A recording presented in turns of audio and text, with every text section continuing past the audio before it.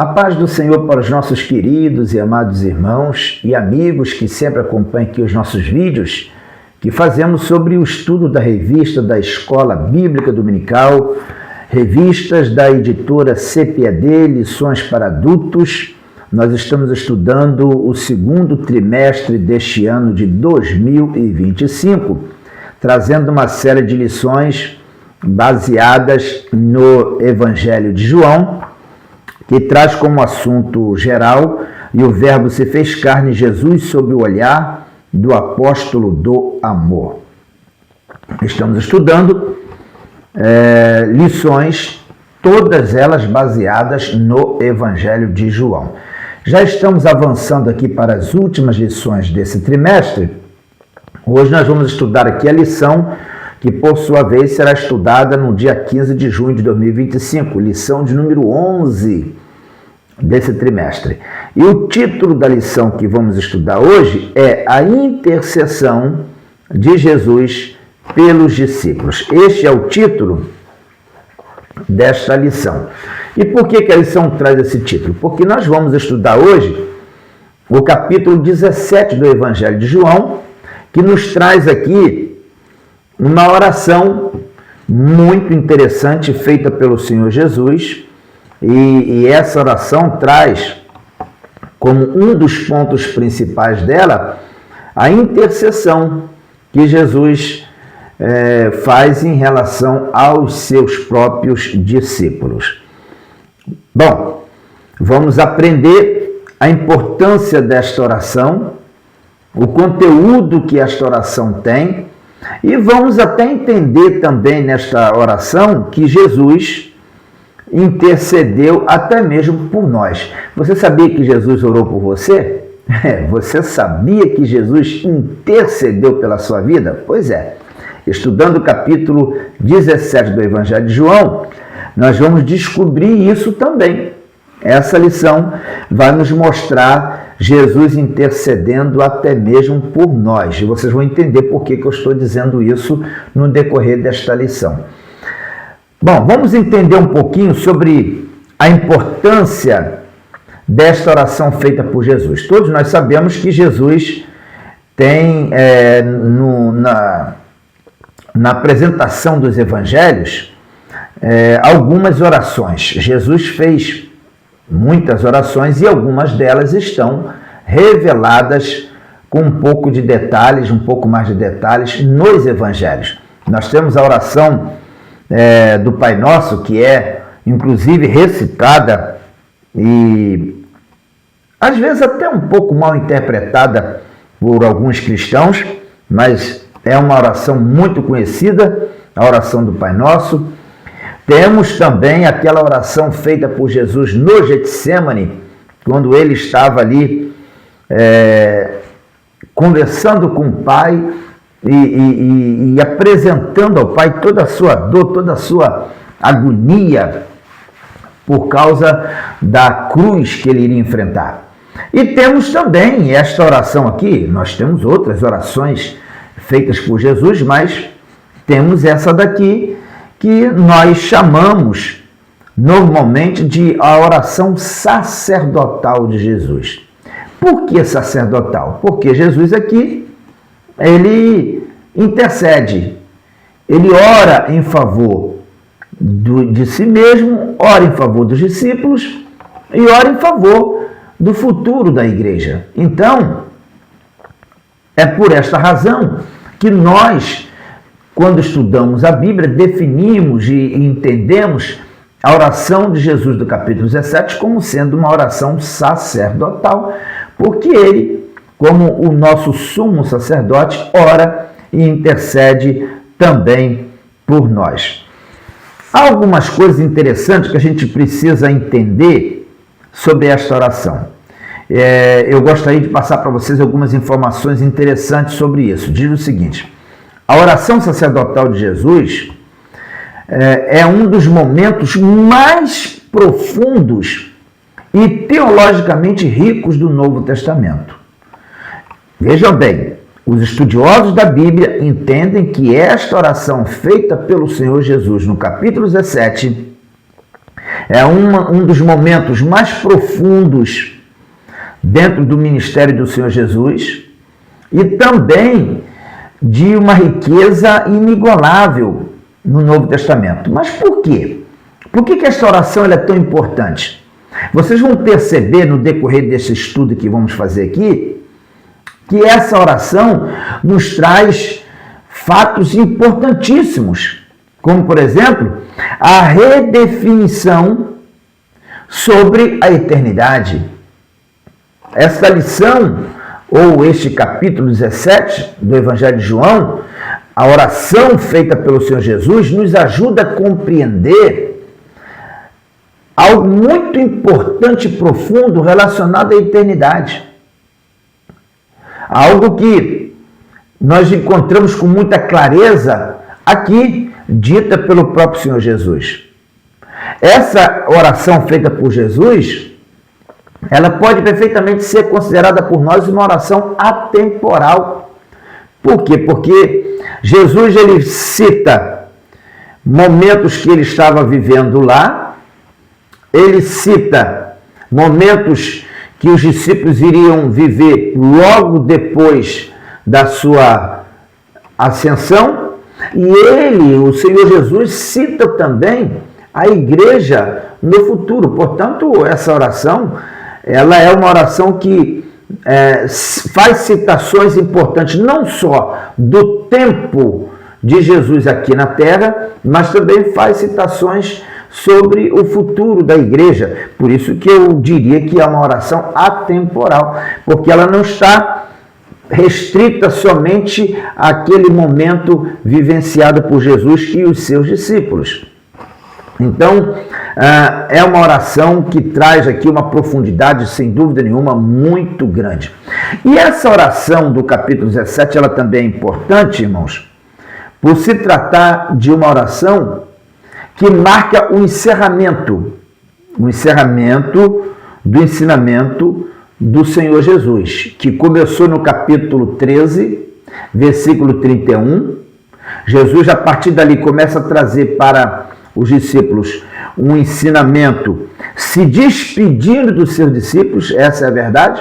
Jesus está dando os seus últimos conselhos, últimas orientações, se despedindo dos discípulos. E quando chega no capítulo 17, Jesus encerra esse último ensino, esta última orientação, este último aconselhamento aos discípulos. Jesus encerra com uma oração. Alguns afirmam que essa oração já foi feita no Getsemane, mas a grande maioria dos estudiosos entende que essa oração ela não está relacionada com a oração feita por Jesus no Getsemane, não está relacionada com o jardim do Getsemane. Certamente essa oração feita por Jesus foi feita ainda no mesmo espaço em que Jesus realizou a ceia com os discípulos, porque aquilo que Jesus apresenta aqui nesta oração está bem distante daquilo que Jesus orou lá no jardim do Getsemane. Então, nós entendemos que essa oração marca o encerramento de um longo ensinamento que Jesus traz aos seus discípulos, marca o encerramento de uma despedida feita pelo Senhor Jesus, que começa no capítulo 13, versículo 31 de João, e automaticamente se encerra com esta oração no capítulo 17. Tá certo? Bom, nós temos aqui o nosso texto áureo, que por sua vez faz parte também da leitura bíblica em classe, que nós vamos ler, que diz o seguinte: e a vida eterna é esta, que conheçam a ti só por único Deus verdadeiro e a Jesus Cristo a quem enviaste. Temos nesse versículo aqui uma riqueza, uma profundidade de revelação extraordinária, que só o Senhor Jesus poderia trazer isso. Jesus diz aqui, e a vida eterna é esta, ou seja, Jesus traz uma definição sobre o que é vida eterna. Na verdade, Jesus está redefinindo o conceito de vida eterna. Esse versículo é muito importante dentro desse contexto aqui. Porque, veja bem, Quando a gente fala de vida eterna, a primeira coisa que vem em nossa mente é um tempo infinito. A primeira coisa que vem à nossa mente é um tempo sem fim. É assim que a gente entende a vida eterna. Mas Jesus aqui traz um outro conceito sobre o que é vida eterna. Jesus fala assim: e a vida eterna é esta. Olha a definição que Jesus traz sobre vida eterna: que conheçam a Ti só, por único Deus verdadeiro, e a Jesus Cristo a quem enviaste. Ora, quando Jesus diz que vida eterna é conhecer o Pai, conhecer o Filho, quando Jesus diz que vida eterna é conhecer o Deus verdadeiro, quando Jesus diz que a vida eterna é conhecer Jesus Cristo, enviado do Pai, meu irmão, nós estamos aprendendo aqui que vida eterna é muito mais do que essa simples definição de tempo infinito. Vida eterna vai muito além disso. Vida eterna, num conceito trazido pelo Senhor Jesus aqui, significa intimidade, comunhão íntima, uma relação estreita com Deus Pai, com Deus Filho, com Deus Espírito Santo. O que Jesus está ensinando aqui, que vida eterna, ela não é só um tempo infinito. Vida eterna vai muito além disso. Porque vida eterna é sinônimo de bênção, de vitória, de alegria, de realização plena. Mas essa realização plena, essa alegria, essa vitória, não consiste simplesmente no fato de você viver para sempre, mas no fato de você viver para sempre com Deus, viver para sempre em comunhão, viver para sempre se relacionando intimamente com o Pai, com o Filho. Portanto, Jesus traz aqui uma redefinição. Ele é como alguns, hoje está muito usual essa expressão, né? Ressignificação. Jesus está de alguma forma ressignificando aqui, trazendo para nós um conceito sobre vida eterna que vai muito além da questão do tempo, vai muito além da questão do espaço de existência. Jesus está falando de comunhão, Jesus está falando de relacionamento com o Pai, relacionamento com o Filho. De que vale você viver eternamente sem Deus? De que vale você viver eternamente sem comunhão? Porque as pessoas que morrem sem Jesus, a alma delas é indestrutível. Elas nunca deixarão de existir. A alma de quem parte sem Jesus nunca vai deixar de existir. Mas por que nós não consideramos a existência eterna dessas pessoas como vida eterna? Porque viver sem Jesus a eternidade não é ter vida. Viver a eternidade sem a comunhão com Deus não é viver, não é ter vida. As pessoas perdidas também existirão eternamente, mas não serão considerados alguém feliz, satisfeitos, realizados. Por quê? Porque mais importante do que existir eternamente é você existir em comunhão, é você viver em comunhão com Deus, em comunhão com Jesus. Esse é o verdadeiro sentido da vida eterna. Por isso que Jesus fala aqui que a vida eterna é esta. Ou seja, o conceito pleno, definidor do que é vida eterna é isso aqui. Conheça a Ti só por único Senhor verdadeiro, e a Jesus Cristo a quem enviaste. Esse é o verdadeiro sentido da vida eterna. É você ter comunhão. Devemos, irmãos, compreender a profundidade desse versículo. Por isso que eu disse para vocês que neste versículo Jesus traz uma redefinição sobre a eternidade. Ele ressignifica o que é eternidade para nós. Na verdade prática, diz o seguinte: a oração que Jesus fez ao Pai em favor de si próprio, dos seus discípulos e da sua igreja, ressoa ainda nos dias atuais. Esse capítulo 17 do Evangelho de João está dividido em 3 partes. Na primeira parte, Jesus faz uma oração em favor de si mesmo. E vocês vão ver aqui o que Jesus falou a respeito dele. Depois, na oração, Jesus faz uma petição, uma intercessão em favor dos discípulos que estão com ele. E, finalmente, já no final do capítulo 17 de João, Jesus faz uma oração intercedendo em favor de nós. E eu vou mostrar para vocês por que eu estou afirmando isso.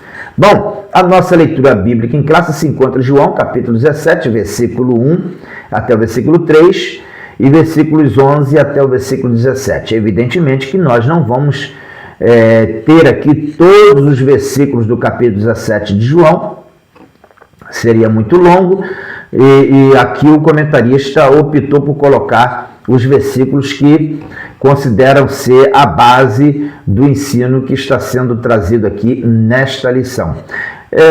Pessoalmente, eu acho que ele deveria ter colocado aqui os versículos 21 e 22, que é o complemento dessa lição, porque o Evangelho de João, capítulo 17, nos apresenta uma oração onde Jesus faz uma oração dividida em 3 partes. E a terceira parte faltou aqui na leitura bíblica em classe, que é exatamente essa parte quando Jesus intercede em favor da igreja, né, dos salvos do futuro. Então, na minha opinião, faltou. Mas tudo bem, o texto está aqui comentado pelo próprio comentarista na sequência aqui da lição. Voltando aqui à leitura bíblica em classe, no primeiro versículo nós temos assim: Jesus falou essas coisas e, levantando os olhos aos céus, disse: Pai, é chegada a hora, glorifica teu filho, para que também o teu filho te glorifique a ti. Versículo 2: assim como lhe deste poder sobre toda a carne, para que dê a vida eterna a todos quanto lhe deste. Então veja bem, nesse versículo 1 aqui, Jesus fala assim, o texto começa dizendo assim: Jesus falou essas coisas. Nós estamos falando, estamos lendo aqui uma passagem que está tendo uma continuidade. Jesus começa esse sermão, esse ensino no capítulo 13, se estende ao capítulo 14, capítulo 15, capítulo 16, e quando chega no capítulo 17, logo no primeiro versículo, João escreve: Jesus falou essas coisas e, levantando os olhos ao céu, disse: Pai, é chegada a hora. Ou seja, João está deixando bem claro aqui que Jesus termina o seu ensinamento quando ele fala diretamente aos discípulos, e agora ele faz uma oração, certamente na frente dos seus discípulos, talvez na frente dos seus discípulos, mas Jesus encerra o seu ensinamento fazendo esta oração. E o que Jesus ora aqui?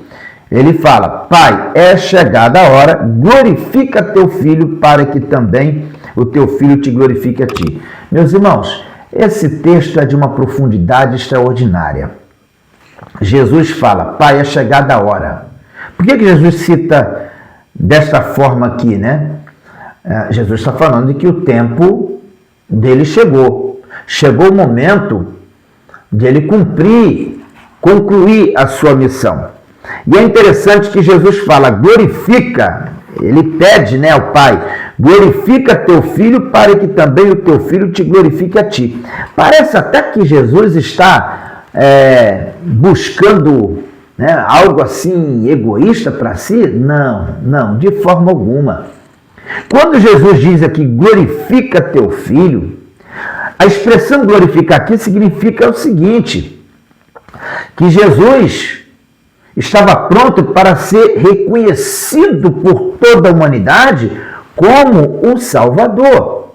A expressão glorifica aqui ela está relacionada com 3 fatos importantes que Jesus iria ter que enfrentar. Primeiro, a cruz, que representa o sofrimento. Segundo, a ressurreição, que representa a vitória. Terceiro, a ascensão de Jesus, que representa a exaltação. Então, quando Jesus fala aqui, Pai, glorifica teu Filho, Jesus está pedindo ao Pai que dê a ele todas as condições finais para que ele conclua essa missão, termine essa missão. E a missão de Jesus passava pela cruz, pela ressurreição e também pela sua ascensão. A cruz representando o sofrimento, a ressurreição, a vitória, e a ascensão, a sua exaltação. Porque, veja bem, ao contrário do que muita gente pensa, a morte de Jesus na cruz não foi algo humilhante. Não foi algo humilhante. Foi a glorificação.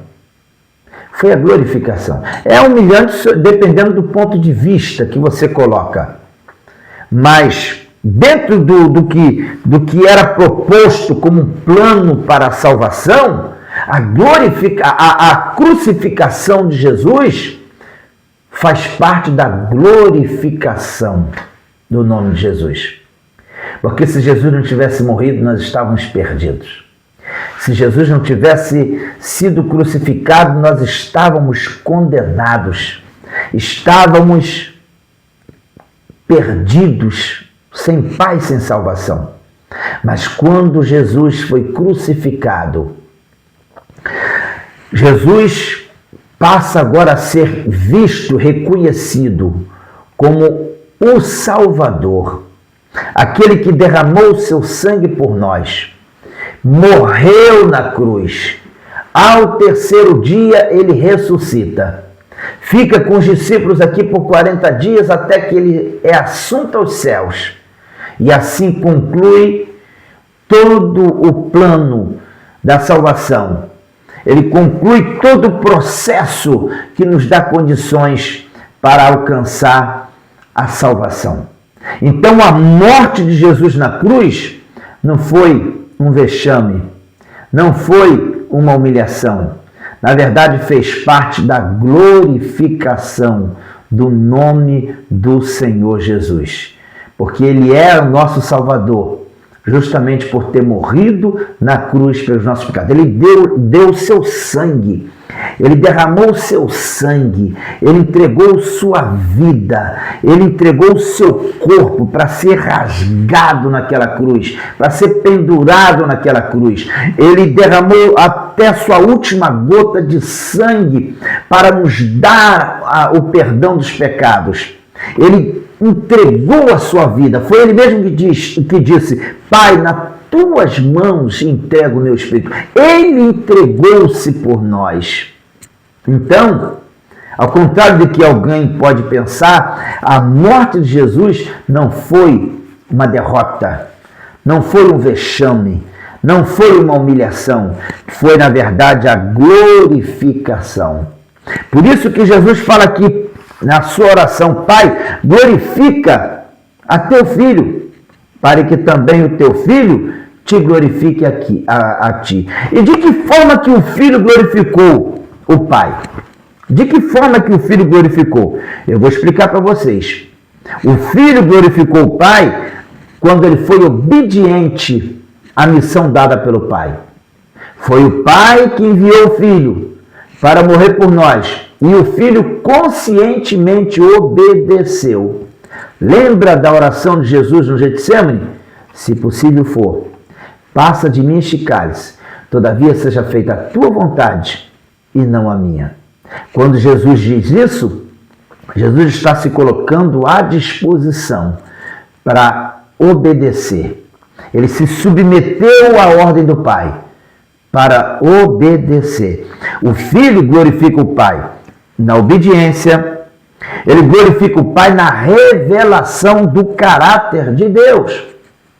Porque em Jesus ficou manifesto o caráter de Deus. Por isso que Jesus muitas vezes disse: eu e o Pai somos um. Em Jesus estava manifestado ali o caráter do Pai. Jesus disse que quem vê a mim, vê o Pai. Então Jesus, ele glorificou o Pai quando ele revelou o caráter do Pai nele.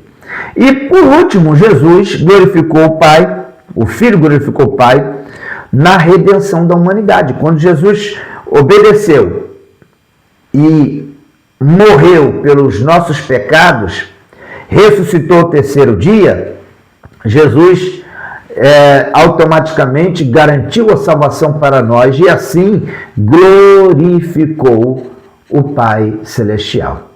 Deu para vocês compreenderem? Temos aqui 3 formas de que o Filho glorificou o Pai.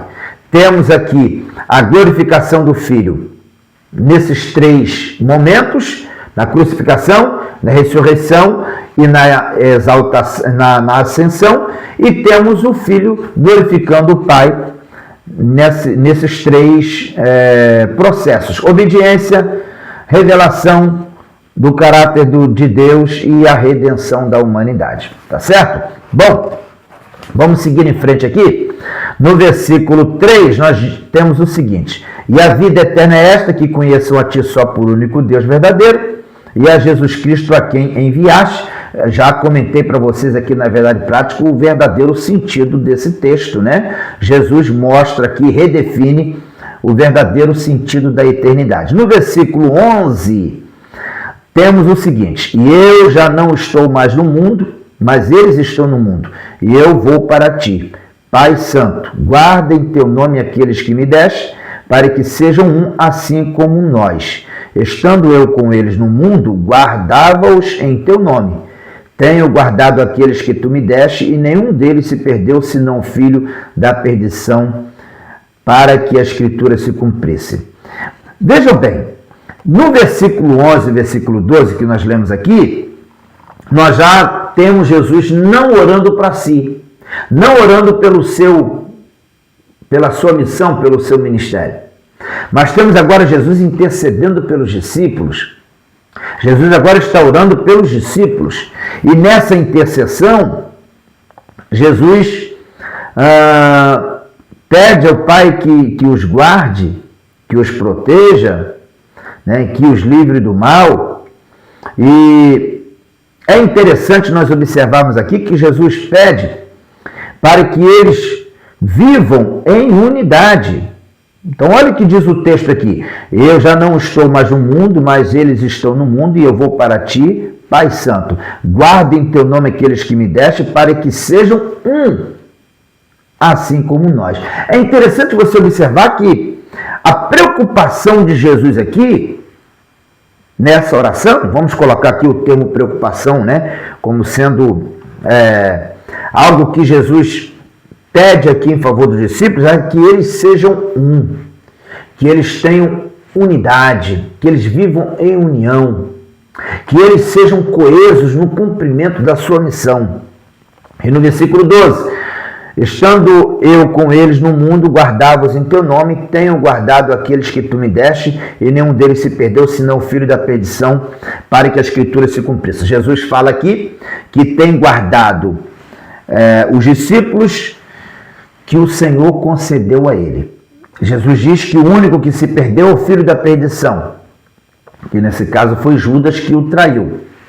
Mas com exceção de Judas que o traiu, todos os outros foram guardados até aqui.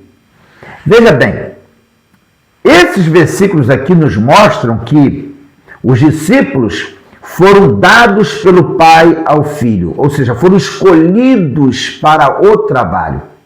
Evidentemente que nós não estamos compreendendo esses versículos como sendo versículos que nos dê base para crer na eleição, entendendo que Jesus escolhe uns para ser salvos e outros para ser perdidos. Não, não. O que nós estamos entendendo aqui é que Jesus faz, que Deus faz uma escolha, Deus coloca para o Senhor Jesus discípulos para o trabalho. Pessoas que foram escolhidas pelo Pai para servir ao Filho. Pessoas que foram escolhidas pelo Pai para estar a serviço do Filho. Quando você escolhe Deus, você pode ser escolhido por Deus para servir.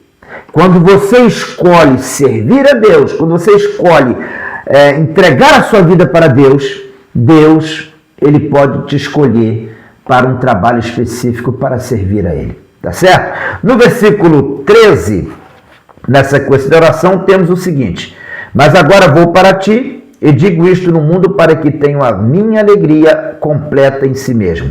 Dê-lhes a tua palavra e o mundo os odiou, porque não são do mundo, assim como eu não sou do mundo. Não peço que os tire do mundo, mas que os livre do mal. Livres do mal. Não são do mundo, como eu do mundo não sou.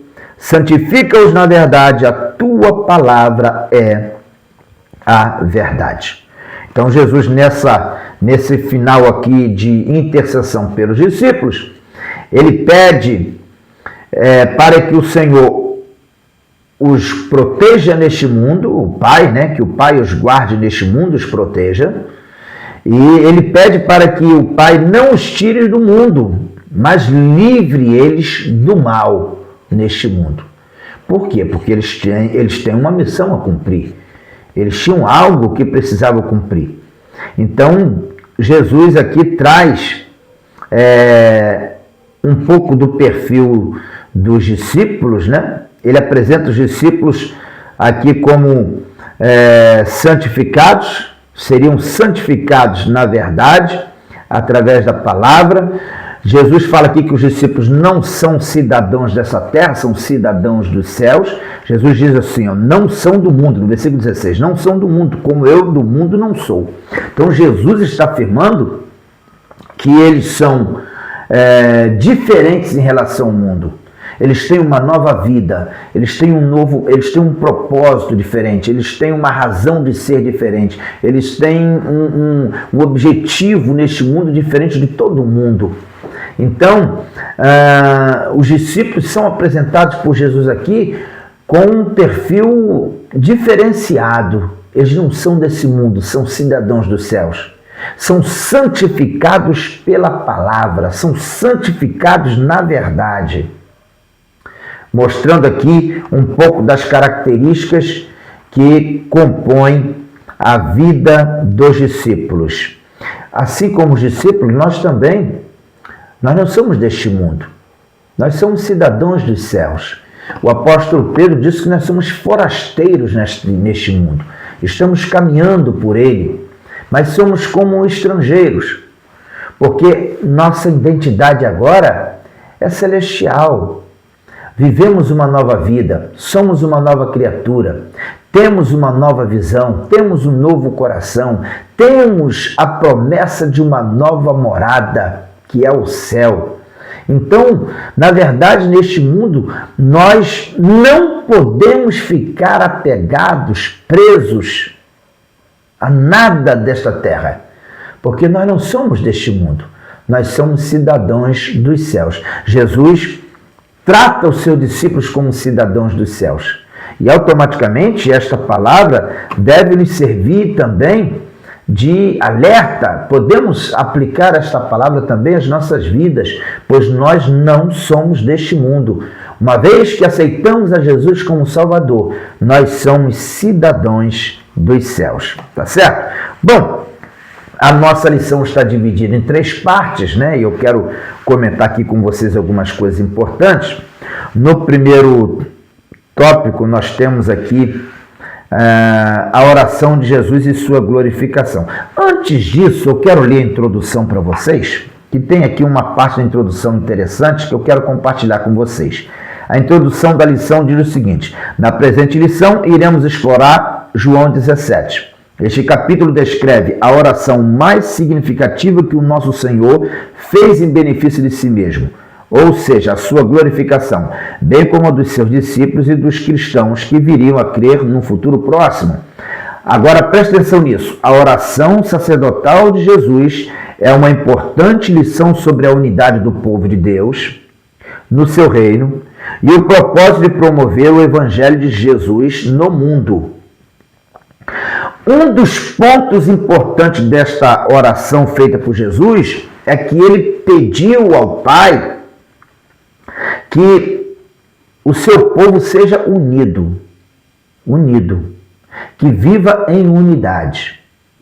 Aí talvez alguém pense assim, mas pastor, onde é que a igreja hoje é unida? Cheia de denominações, cada um falando uma linguagem. Onde é que a igreja hoje é unida, pastor? Então a oração de Jesus não surtiu efeito? A oração de Jesus não está sendo atendida? Não está sendo respondida?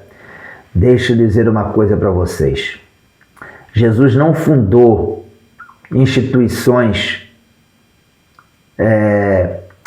denominações como nós conhecemos hoje.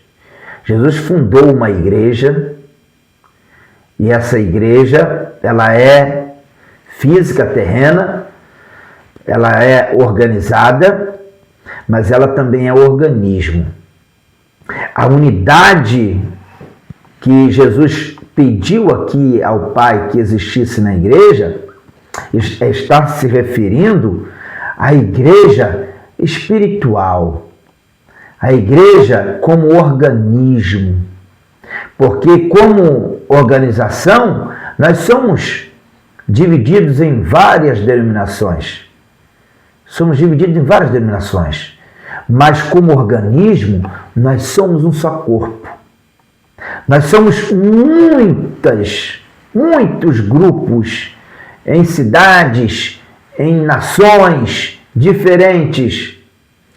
Cada local com seus costumes, com a sua cultura, com seus hábitos.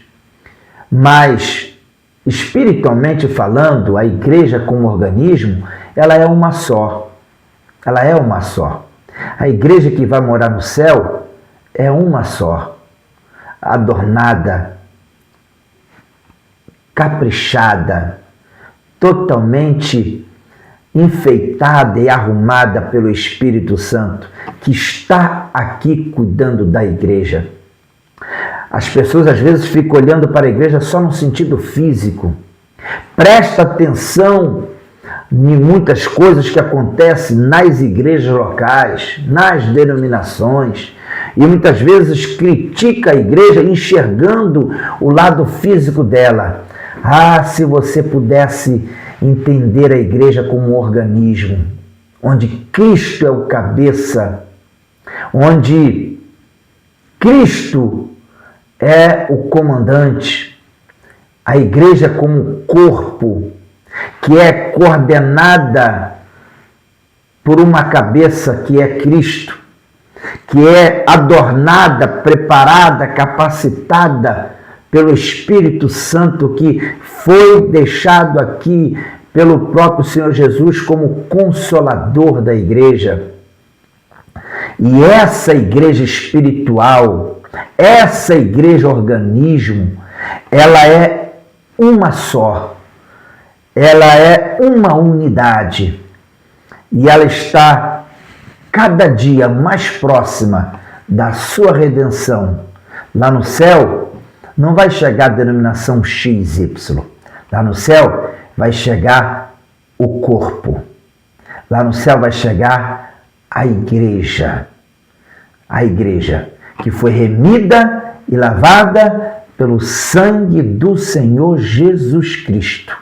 Crentes de todas as partes do mundo, crentes de todos os tempos, de todas as épocas, que muitos deles morreram, mas em uma só fé, em um só batismo, em uma só esperança. Morreram com uma só fé, um só batismo, uma só esperança. E esses que morreram, no dia do arrebatamento da igreja, ressuscitarão, terão seus corpos transformados primeiro e nos encontraremos com eles, a igreja arrebatada, a igreja transformada. Todos nós, em uma unidade, nos encontraremos finalmente nas nuvens dos céus com o nosso Senhor e Salvador Jesus Cristo. Então, Se engana quem pensa que a oração de Jesus não está se cumprindo, não está sendo atendida.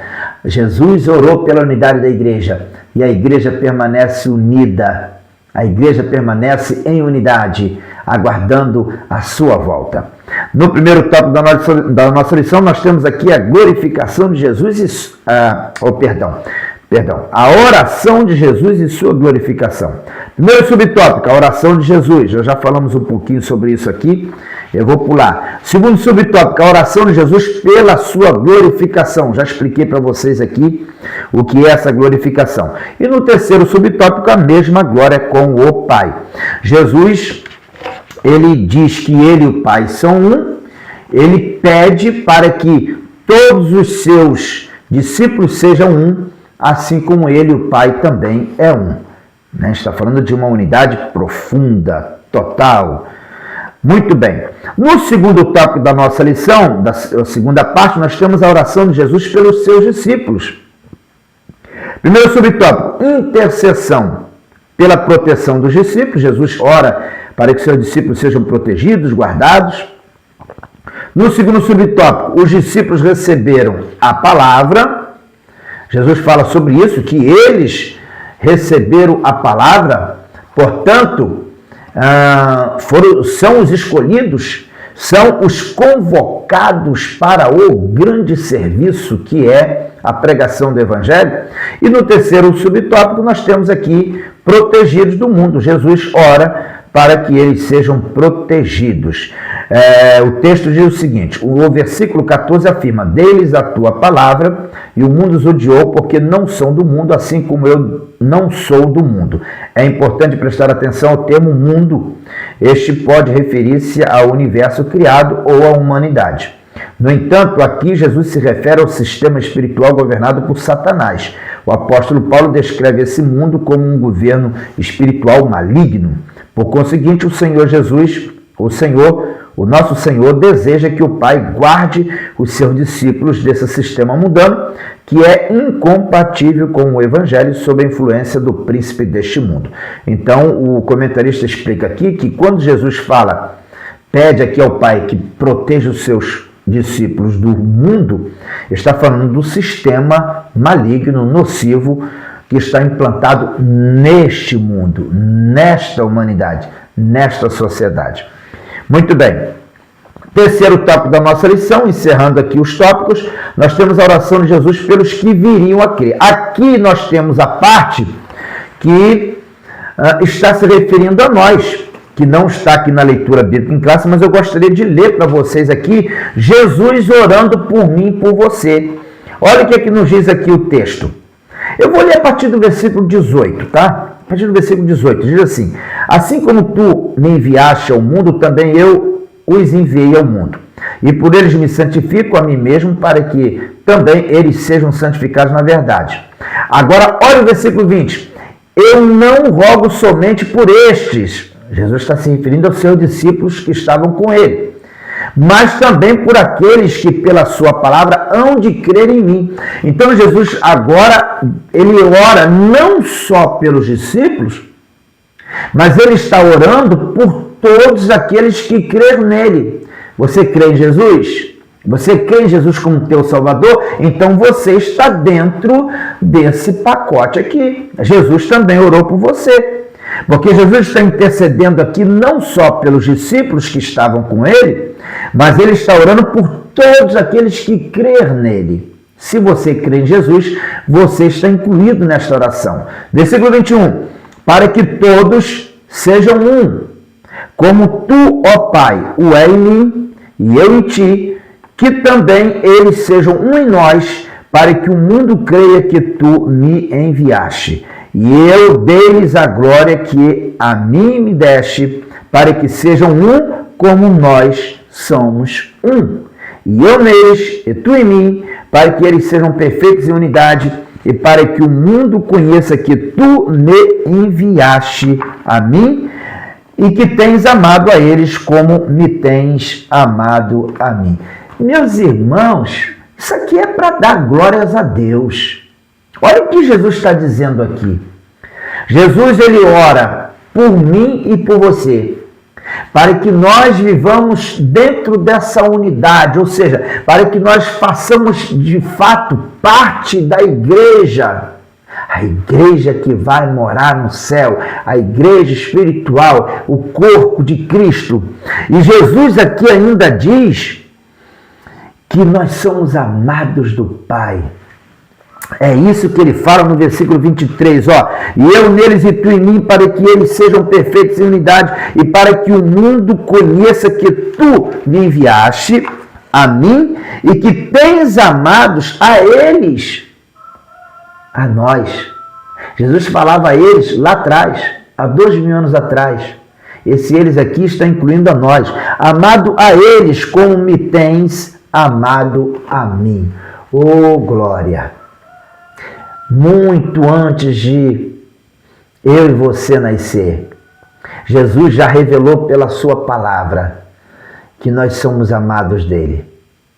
Eu e você somos amados de Deus, do Pai. Somos amados por Cristo. Você nasceu 2000 anos depois de Jesus dizer essas palavras. E você já era amado de Deus. Porque Deus, na sua presciência, sabia que você iria nascer, que eu iria nascer.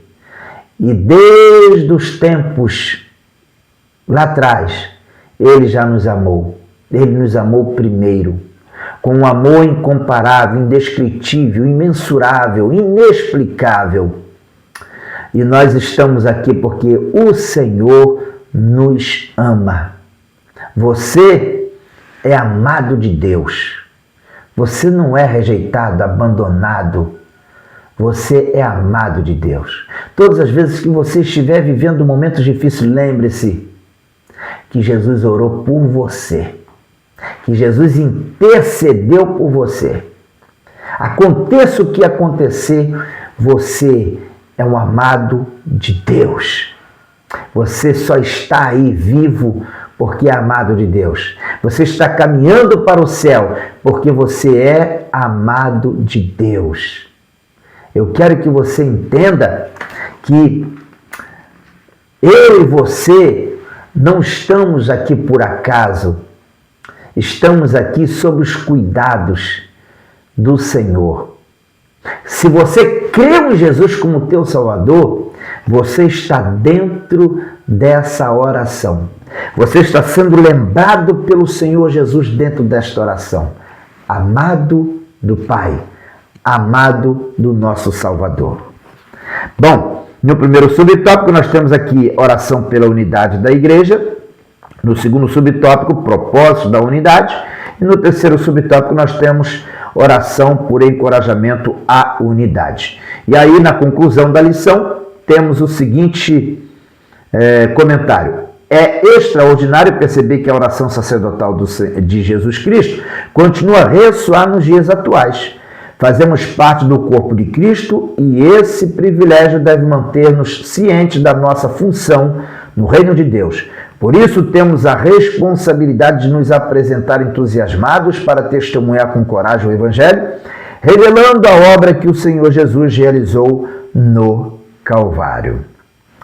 Muito bem. Eu gostaria de pedir a vocês que vocês façam aí o seu comentário nesta lição, faça o seu comentário, diga o que você achou, diga aí quais são os pontos que você gostou mais nessa lição, comente aí a nossa lição, compartilhe, convide pessoas para também assistir a nossa aula, né? E nos ajudando assim, você estará nos ajudando a fortalecer o nosso canal, estará nos ajudando também a divulgar esse material que certamente é importante, acrescenta alguma coisa aos nossos alunos da Escola Bíblica Dominical. Deus abençoe a todos, muito obrigado aí por terem assistido a aula e compartilhe nosso link aí com seus amigos. Fiquem todos na paz do Senhor Jesus, tenham todos uma excelente aula nesse dia 15 de junho de 2025.